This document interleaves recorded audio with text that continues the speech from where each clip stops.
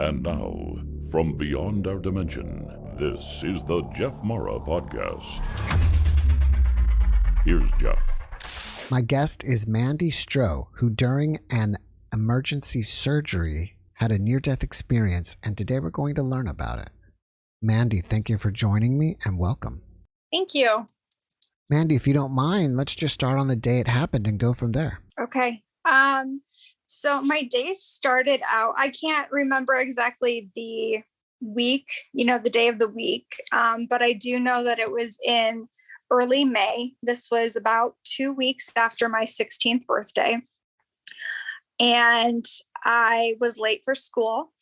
I slept through my alarm clock, which was kind of normal at that point in my life, and you'll kind of find out why. So I ran upstairs to take a shower before going to work or going to school, and we lived half a block from the high school. So it was just a matter of running down there, getting there on.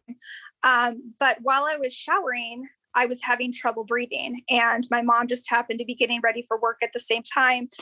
And she kind of turned to me and she said, "Why are you breathing so hard?"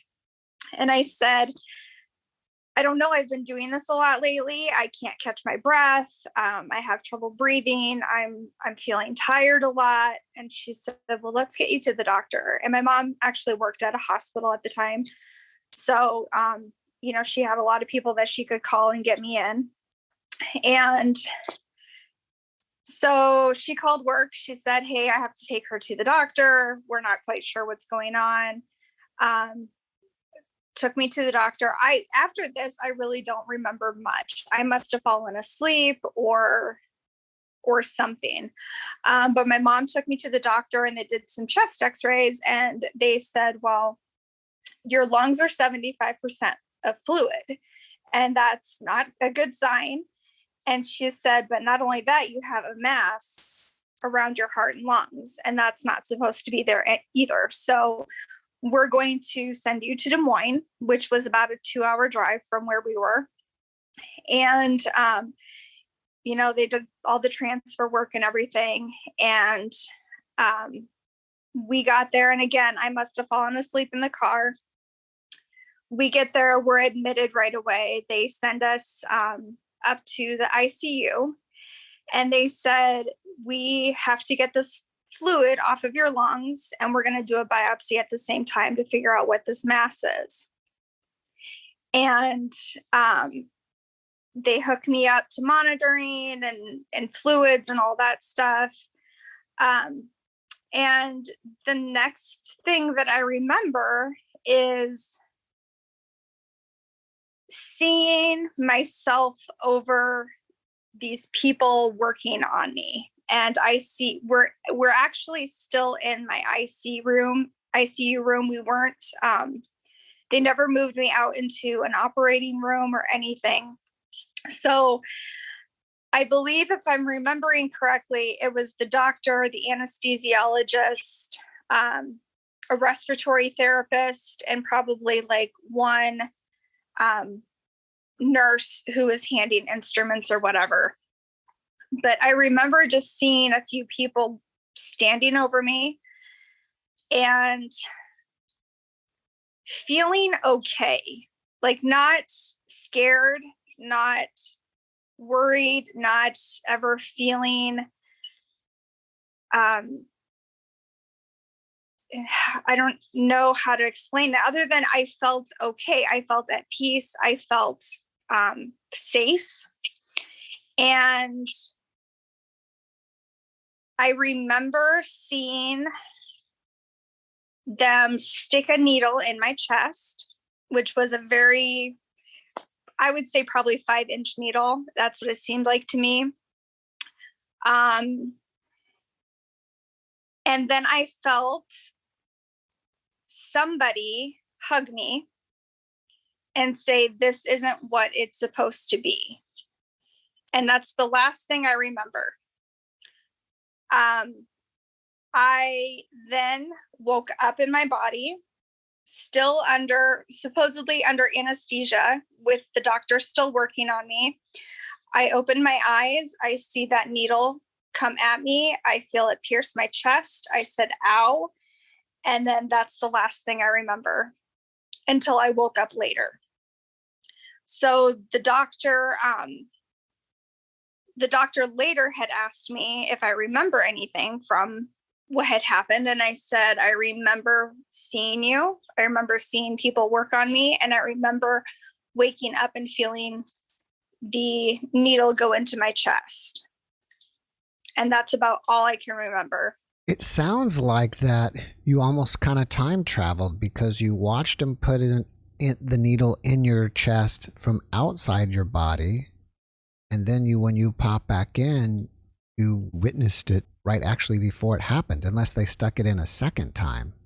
I believe they stuck it in multiple times because I do have 3 areas. They're small scars. You wouldn't even know unless you know they're there. But they're pinprick marks, and there's 3 of them around where they went to drain my lungs. Mm. So I do know that they went in a few times to get all the fluid. Mm. So I'm not for sure if I witnessed one and then woke up to the next one happening or what happened with that. Oh, okay. For some reason, I was under the assumption that they were putting this giant needle in your, around or in your heart to restart it. No, they were actually putting a needle in my lungs to drain all the fluid. Did they ever tell you, hey, you died and we brought you back? They never said that, but they did tell me that I woke up during the procedure. He said, you saying ow, that actually happened. But they never said that I died. They never said that they had to restart my heart. So for a long time, I kind of grappled back and forth was it a near-death experience or was it an out-of-body experience? Mm-hmm. But I've kind of come to the conclusion that they're the same thing. To me, by definition, in order to have a near-death experience, you have to have the OBE and leave your body. Mm-hmm. And I mean, we're just kind of in this little gray area. You were near death. Mm-hmm. And perhaps you either left your body because you weren't able to breathe or because you had a reaction to the anesthesia. Mm-hmm. When you told the doctor, that what you saw and what happened, did you tell him you saw it from outside your body? I think I tried to, but I don't think he quite understood what I was trying to say, because he kind of made it sound like it was the side effects from the anesthesia. But to me, it was like, no, it's a little bit more than that. I mean, I could have been standing right next to you and I don't think you would have realized, but I knew what you were doing. And just the feelings that I was feeling. Because after that point, I had several surgeries. What they ultimately diagnosed me with was a stage 4 cancer. Mm. So after that point, I had several surgeries, and I can honestly say that I never had this experience again with anesthesia or any of those episodes. Now, you said somebody hugged you. Mm-hmm. Do you have any idea what type of being or who did that? I feel like it was God or an angel. The voice was not something that would have been in my head. It's not a voice I was familiar with. But it felt familiar. If that makes sense. You probably hear that a lot. Do you think the voice sounded like your own voice thinking your thoughts, or was it a voice that was completely different from yours? It was completely different. It was an outside voice that, was its own entity, was its own being, had its own thought process. Because what I heard didn't always make sense to me either. I would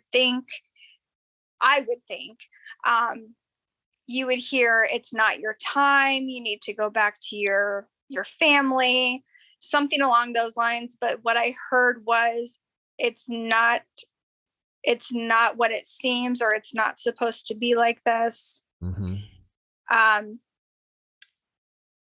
And over the years, I have taken it as life in general. Did the voice sound familiar, like a possible family member? It might have been a family member. It was a male voice, and I always just assumed it was God or Jesus, or, some type of archangel. However, it could have been an ancestor that I had never met before. When you were outside of your body, would you say that you were at the level of the ceiling looking down? Oh, yeah. Pretty high definitely. up then? Yeah. All right. And Yeah. you felt comfortable, or you felt good. You weren't under any stress or duress. No. Did you feel even more like you felt like overwhelming love or anything? Yes, I would say so. I felt almost like it's so hard to explain sometimes, even when I'm thinking back on it, because I've thought about it a lot, but it's almost like you're in a swimming pool of warm water, but you can breathe. You have a thought process. You don't feel that you're drowning. You don't feel in distress. You don't feel scared. You just are kind of floating there in this warm liquid, and you do feel loved. You feel like everything is going to be okay. And it doesn't matter which way you go. It doesn't matter if you go towards a light. It doesn't matter if you go back to your body. Everything is going to be okay, no matter how it happens. It's interesting that you mentioned a light. Did you see a light off in the distance anywhere? I did not see a light off in the distance, but I felt a radiating presence behind me. Did you make the connection that you were out of your body, or did you think that was somebody else? I knew right away that I was out of my body, just for the fact that I could see my body down below me. It wasn't anything that I think I thought would happen. I never went into surgery scared or anything. Mm-hmm. But I do remember thinking, that's me. Thought that I had about it. Just, that's me. And that's kind of it. When we look at ourselves in the mirror, and actually as we look at ourselves here in Zoom, it's kind of two-dimensional. We're like a flat image in a mirror or on a screen. When you were out of your body, did you see your body more as a three-dimensional object, and it appeared different? It definitely appeared different. That was actually the moment that I realized how sick I really was, because of how much weight I had lost, up to this point, and then all of the medical things that were going on at the time. So when I was looking down at my body, I remember thinking, wow, I look very sick. Like, this is not, this isn't a game. This is pretty serious. I looked completely different than how I saw myself in a mirror every single day, going to school and going to work. So that was kind of a real wake up call for me, I think, in that moment. You said that you had stage 4 cancer, which is very serious as well. Do you think that this interaction with this being had any effect on you surviving cancer? I went into, the doctors had mentioned numerous times how well I was responding to the chemo that I was having, even though the chemo was not something that was well known. It was still one of those, what do I want to call, a test drug. So it was something that they weren't sure if it would work, but they were trying it. They said I responded really well to it. they said I had a really great attitude towards the whole process. I had days where I was down and sad. I mean, anybody who has to go through that, it's not fun.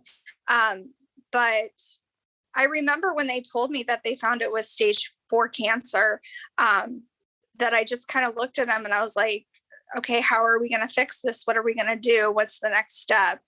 And the doctor said, not many 16-year-olds would say something like that. And I think it really did have a profound effect on me. I think while I was in that in-between area, knowing that I was going to be okay, again, it didn't matter which way it went. Either way, I was either going to survive or I was going to go to the next place that I was supposed to go. So I never felt scared that I was going to die, I guess is the best explanation for it. Do you fear death at all at this point? I do and I don't. I think more I fear being in pain before I go, but we all have to go sometime. It's kind of what I've taken away from that moment. We don't get to pick and choose how we go. So however it happens, I just hope that it's quick and it's painless. But I think what I most fear is, just suffering. At least you have the confirmation that when we do go, we continue on. We just go somewhere else. Yes. That's been a huge factor in my faith and how I've kind of lived since then.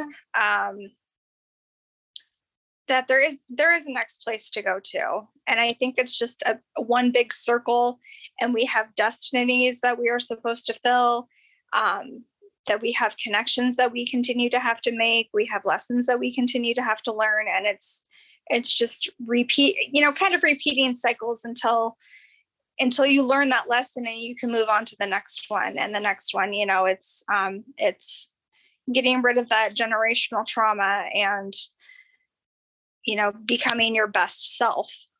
And what other ways do you think you've changed due to your experience? I think I have a lot more patience with myself and with people, and just things that are out of our control. I think before this, if something doesn't go your way or if something doesn't happen how you expect it to happen, you're automatically frustrated. And for me, it was just this profound, we don't have a choice always in what our next day or what our next breath is going to be. So even though the day is not what we expect it to be, just know that tomorrow is going to be better, or the next day is going to be better, or a year from now, it's going to be better. That moment doesn't define everything. And so you just have to have patience that you're in this uphill climb, and eventually you're going to reach the top, and eventually you're going to be where you want to be and where you need to be. And you're going to be surrounded by friends and family, and life will be good. It's just, it's just a journey. Have you noticed that you have any new mental abilities that you didn't have prior? I would say, and I think this was happening before that experience, I just didn't know what they were. But I have dreams that I don't want to say come true, but dreams that that things happen. So I was having dreams about a sickness before I was diagnosed. And that could be my body just, telling me what it already knows. But I've had dreams of pregnancies where people who I'm not very close to, or people who haven't told me yet that they're pregnant, and then it turns out that they are pregnant. Or I was telling you at the start of this, where I'm from, we had a tornado back in 2008, and it destroyed probably at least a third of our town. I had a dream that a tornado had destroyed our town before that had even happened. That was probably a week before that happened. So I tend to have dreams of things that kind of come to fruition later. Has the memory of this experience faded at all? A little bit. I've tried to keep it as close to the forefront because it's one of those things that I knew there was significance in it. And I didn't want to lose it. However, just what I was going through with the chemo, I was sleeping all the time. I was sleeping probably 20 hours a day, 16 hours a day. So while it's a memory that stands out, it's still something that has kind of slipped away. I was in the hospital for a good 6 to 9 months, almost daily. Wow. So yeah, my days, my timelines kind of get mixed up in all of that. I tried to keep a journal while I was in there as well, so that I could document things that were going on, things that were happening. But again, it skips around. I might have an entry and then I might not have an entry for a week and a half, even though in my head it was the very next day. But it's just because the medications and everything were kind of messing with stuff. So as the years have gone on, because I'm now 41, so as the years have gone on, it's a memory that I try to keep alive, but it is one that I think, okay, well, did that still happen that way? Or is that what I'm adding in now because that would make more sense? Or is this something I'm adding in because, I sometimes have dreams about that night. And so, is it part of the dream that I had about that memory? Or was that part of what happened? Do you think that while you were out of your body, did it seem more real than being in your body, or the same? Oh, yeah. I think it felt more real. It was something that was more tangible to me than ever felt in my life. It's so hard to explain to somebody. I mean, I've had conversations with other people who have had near-death experiences, and sometimes when they explain it, I'm like, yes, that's what I try to tell other people. But I feel like it's something that unless you've been there, you don't always understand. But it does feel more real than some of the other things that I've experienced in life. Does anything about your NDE inspire you? I think the biggest takeaway that I had from that is really just not to give up in anything. The doctors had told me that if I had not had that surgery at that day, if I had come in a day later, if I had come in 2 days later, I would not have survived. And so I feel like there's always divine timing in everything. You just have to have faith that if you don't give up, things will come to you. You will, in anything, I mean, not just with illness or sickness, but anything that you want, you just need to have the faith that it will come to you. Do you think that you've been able to manifest things in your life like that? Like you wanted a new car or something, and with timing it'll come to you, or other stuff? Yes. I think since that has happened, it has come easier to me. I've had a lot more faith in the universe kind of giving me what I need when I need it. So yeah, actually the house is renting, and the days to leave my house. The area that I'm from doesn't have a lot of houses for rent or for sale. So I was very, very stressed that I was going to be homeless.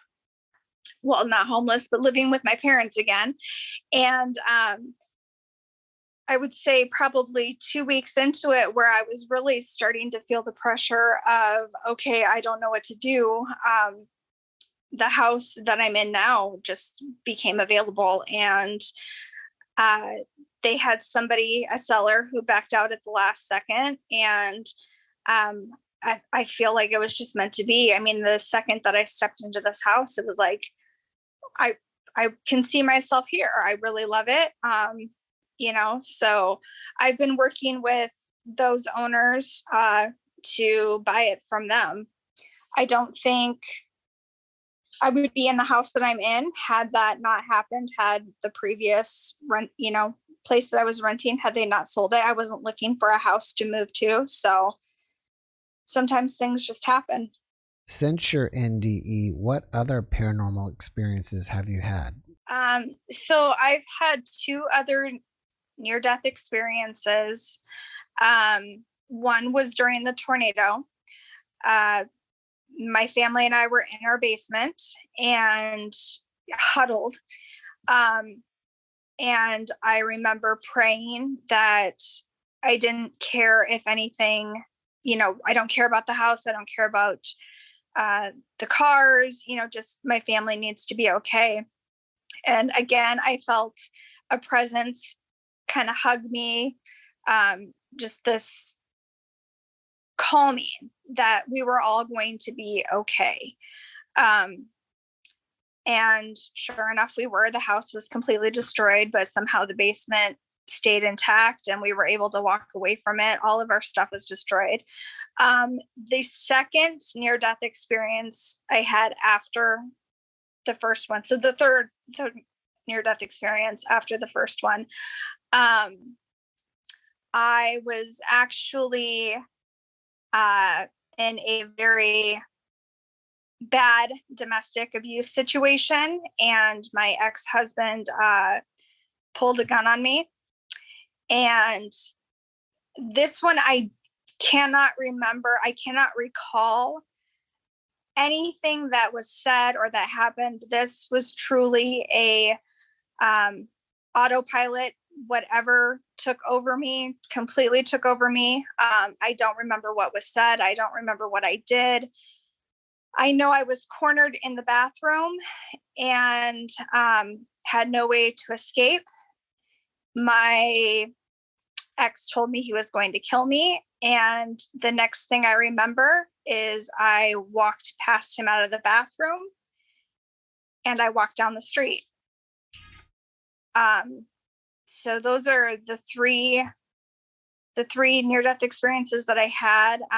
The first one and the last one were the most significant to me in terms of spirituality, but I wish I could remember the third one. I truly don't, other than, again, spiritual being came down and I felt like I was going to be okay. And that's all I remember. Do you think during the tornado, it was the same being as the very first time? That one I do. Yes. I feel like they were the same person or the same being. The third one was female. And that's all I know. I felt a very feminine presence, and I felt like that being was actually speaking through me. So whatever I said was, they were saying it, and it was enough to get through to my ex that he just stepped aside and I walked out. After watching this podcast, people may want to reach out to you and ask you questions or contact you. Are you open to that? Yeah. And if okay, then how can they reach you? So I have an email at Mandie Stroh 81@gmail.com. Right. And they can reach me out there. Well, before we finish up, can you leave us with one last positive message? That there's more out there than what we think there is. And there's always somebody who is looking out for you. Even if it's not the person or the thing that you think it is, there is somebody who is still on your team and going to help you get through it. Mandie, thank you for that message. And thank you again for joining me today. I really appreciate you and I wish you the best. Thank you. It was so much fun. Thanks for watching the JeffMara podcast. I really appreciate you. Another way to show support is through YouTube memberships. And if you do, there are loyalty badges and other perks depending on your level of membership. All you need to do is click the join button underneath the video to find out more. Thank you for your support.